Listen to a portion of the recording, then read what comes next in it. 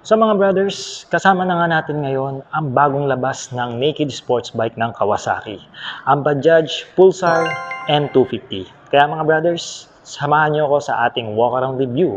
Kaya let's go sa go! Get ready, drop the beat.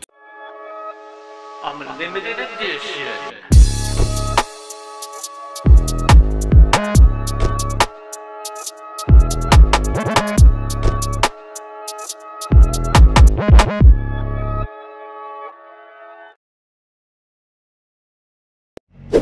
At sa wakas mga brothers, nakita na nga natin in person itong bagong motor ng Kawasaki. Ito nga yung Bajaj Pulsar N250 from India, no?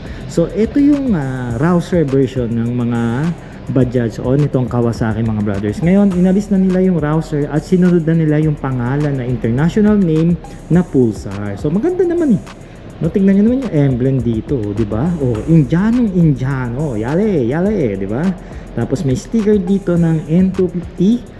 Alright, tapos sa gitna, same Kawasaki dito yan dahil sila ang nag-assemble niyan dito sa Pilipinas.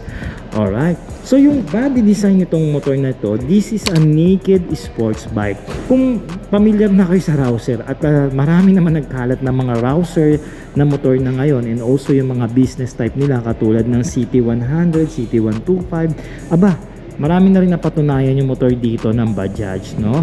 Kaya talagang hindi yan binitawan ng Kawasaki.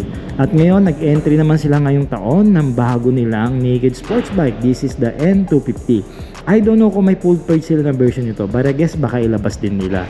Pero ngayon nauna itong naked nila, no? So napakaganda. I think mas aggressive ngayon, lalo na yung front facing dito.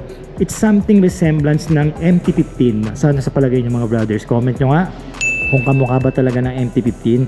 Para siyang mukha ng isang samurai warrior or something na parang palaban na mandirigma, di ba? No? So projector lamp yan and also meron siyang daytime running light. Mamaya check natin yan ng malapitan.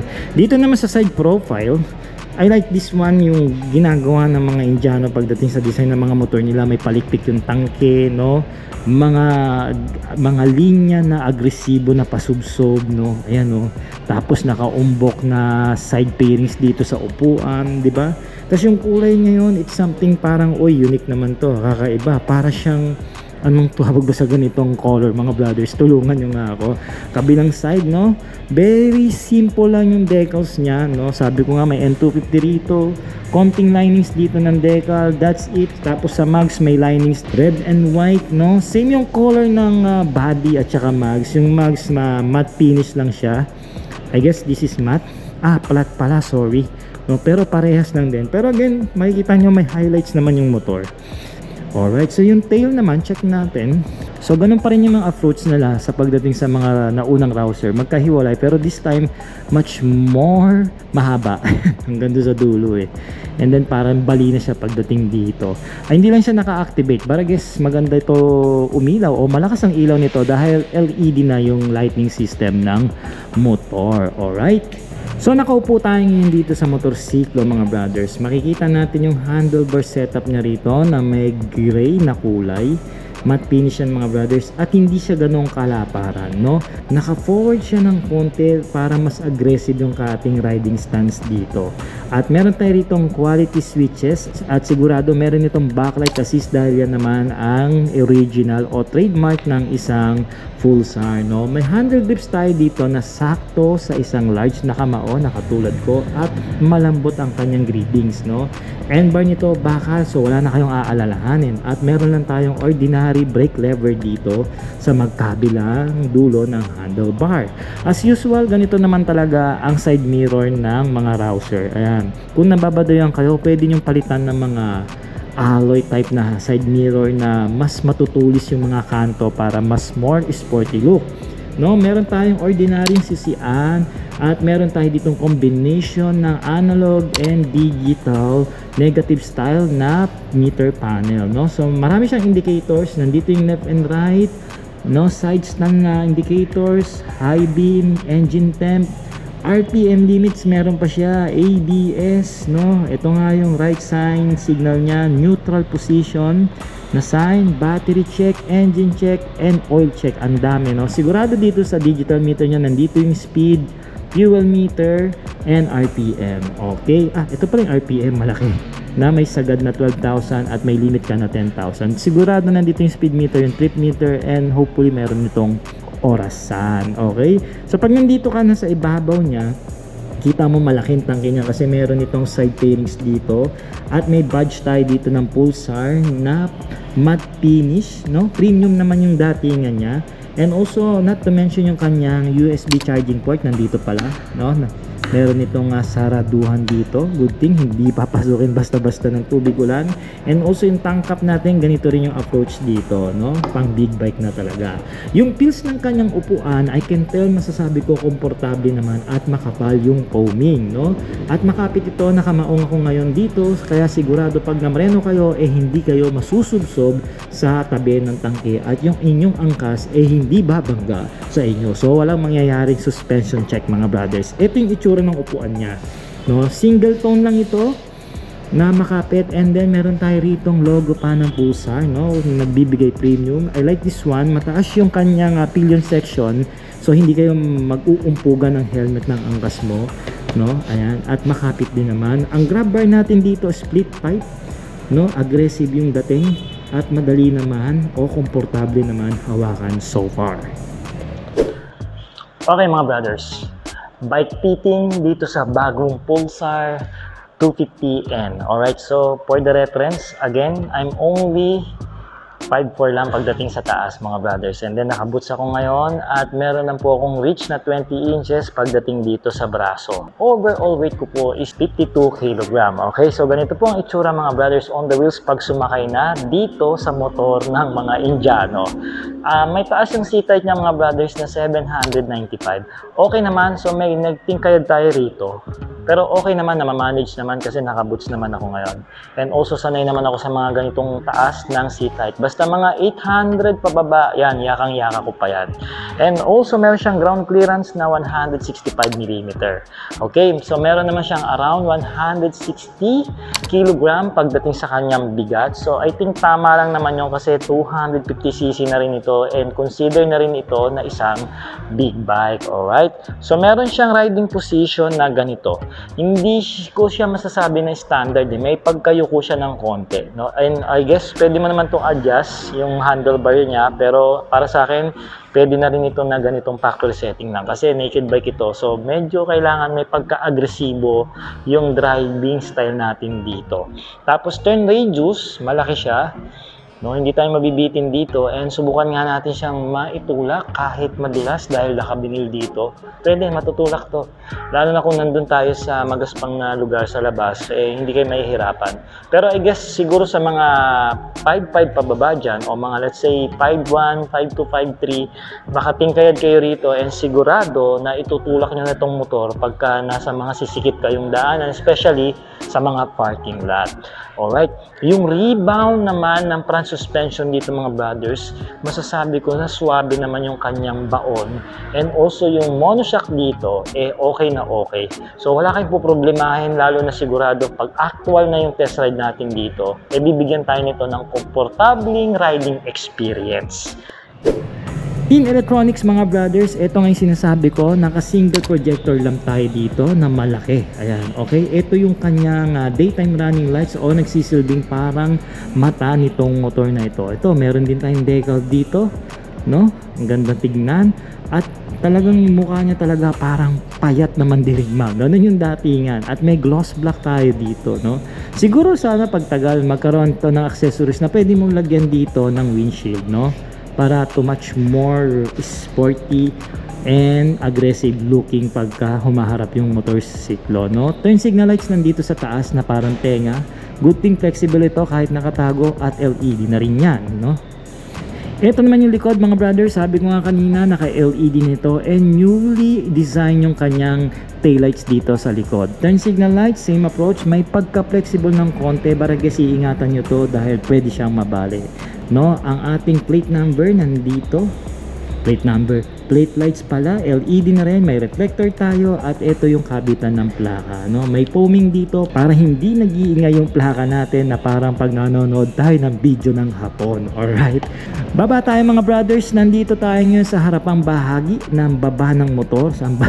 So ang front suspension natin dito is telescopic fork, ayan, at meron tayo ritong magandang style ng fender.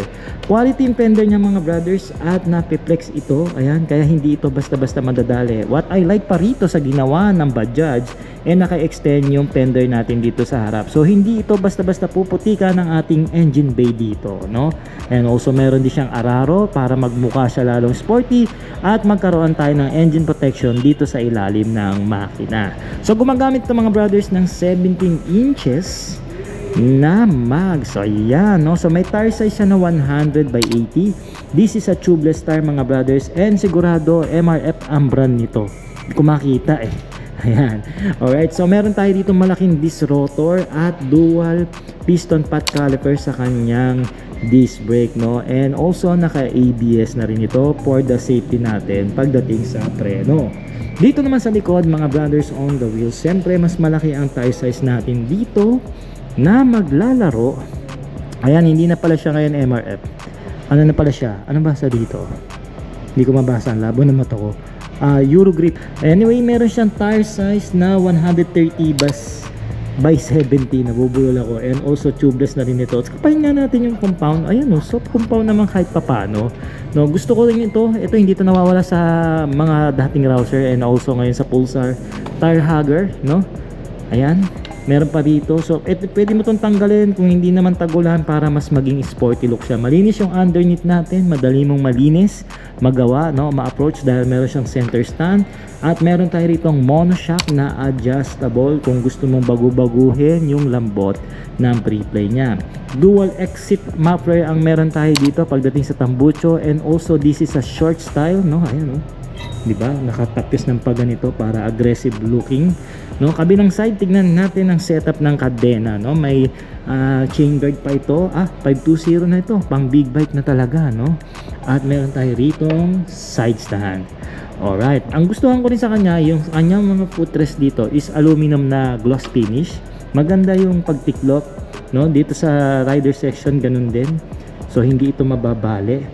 Ayan, so napakaganda ng setup, no? Usapang makina ng motorsiklo mga brothers, syempre nandito pa rin yung original features o technology ng Bajaj. Ito nga yung DPSI o yung tinatawag nilang twin spark single cylinder na makina, and then meron siyang exact cc na 249.1 cc. Okay, single overhead cam po siya na dalawa yung kanyang valves, at meron siyang 5-speed manual transmission. Sayang naman hindi pa ginawang 6-speed, pero wag ka mga brothers, naka oil cool dito, at meron siyang compression ratio na 10.3:1. Medyo mainit-init na rin kasi pag tumaas na yung compression ratio na isang motor na 10 pataas, mainit na yan. Dapat 9 lang siya para maging air cooled. Alright, pero ganun pa man, okay, mag-alala dahil ito is naka oil cooled. Okay, tingnan natin yung kabilang side ng makina mga brothers. Ayan mga brothers on the wheels, ito yung kabilang side ng makina. So far hindi pa natin ito masasabi kung mabibrate ito na sobra dahil hindi pa natin natetest ride. So sa mga may-ari ng mga bagong motor na ito, baka naman pwedeng mahiram kahit rentahin ko na. So mga brothers, meron itong power ratio na 24.2 horsepower pagdating sa kanyang dulo, at umaarangkada naman ito ng 21.5 Newton meter of torque. Okay, so hindi na rin masama para sa isang 250cc dahil pataas naman ng 20 ang kanyang mga power ratio. Sigurado hindi na kayo mabibitin, at yun lang, hindi siya 6-speed. Alright, and not to mention mga brothers na 14 liters nga pala ang fuel tank capacity nito, at kaya nga pala nitong lumamon ng gas ng 35 kilometers per liter ayon yan sa Kawasaki Philippines. At natapos na nga mga brothers ang ating walk around dito sa bagong motor ng Kawasaki. Ito nga yung Bajaj Pulsar N250. Okay, so marami na naman mag-aabang ng presyo. Ito po yan, sabihin na natin. So may cash price ito mga brothers na 161,500 pesos. Ngayon kung gusto mo naman kunin ito ng cash or terms, magda-down ka lang ng 12,200 at magmamonthly ka lang ng 8,778. May uuwi mo na itong bagong motor ng Bajaj. Ito nga yung Pulsar 250N. Okay. So mga brothers, i-comment nyo naman kung ano masasabi nyo sa motor na ito. Kung sulit ba siya sa kanyang given price, yung mga specs and features niya, and also yung kanyang bagong design and forma. Pag-usapan natin yan sa comment section. At syempre, share nyo na rin ang ating episode dito sa Facebook at malaking tulong po yan. Kung dito naman kayo sa YouTube na nanonood, mga brothers on the wheels, I think pwede nyo na rin natin share ang ating episode. Pero syempre, mag-subscribe kayo, click yung notification bell para lagi kayong updated sa ating mga parating na motorcycle vlog. Dito lang yan mga brothers sa Short Moto. Once again mga brothers, ako po si Art. Ride safe and cheers! I'm a limited edition.